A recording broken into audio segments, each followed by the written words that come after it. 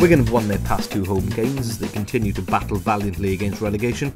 They toppled bottom club Rotherham by 3-2, courtesy of a 97th minute winner from substitute Nick Powell recently, and then followed that up with the same man netting an 11-minute hat-trick off the bench in the next outing against Barnsley, which dramatically overturned a 2-goal deficit with little more than 20 minutes left to play.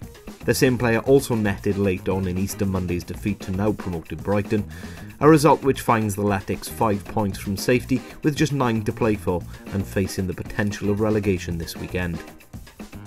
Nick Powell has catapulted himself to the top of the club scoring charts with his 5 goals off the bench in the last 3 matches, earning 6 hugely valuable points for his club in the process.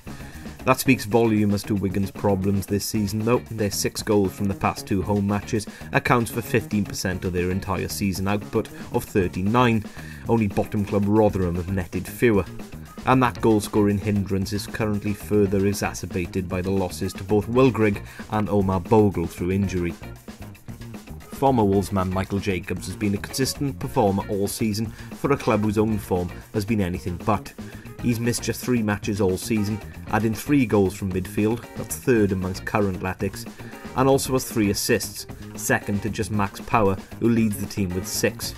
Strangely though, each of his goals have come in high-scoring losses away from home. A 4-3 defeat at Forest back in August, February's 3-2 defeat to Fulham, and the recent loss at Newcastle. Stoke loanee Jakob Haugaard is the current occupier of the gloves at the DW Stadium and represents the 4th starting keeper of the season, following previous stints from veterans Jussi Jaskalainen, Matt Gilks and Adam Bogdan. In fact, their defensive record is pretty strong despite their poor league position. They've conceded just 55 times through 43 fixtures, the 10th best record in the division. And that would be even more impressive had they not chipped 13 goals in their last 6 matches, that's at least 2 per game. Wigan edged out City by an injury-time goal to 0 in the reverse fixture back at Cardiff City Stadium in late October, with former Swansea midfielder Jordi Gomez sweeping home on the counter-attack.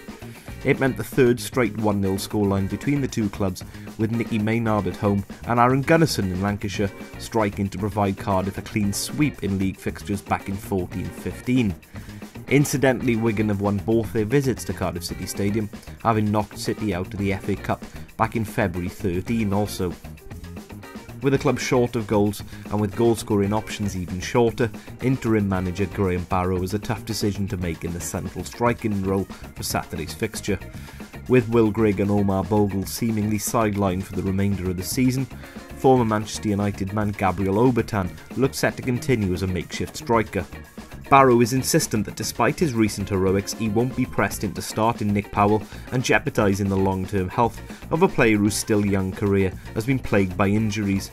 Yet with Wigan facing a potentially lose and get relegated situation, that honourable stance could yet be tested.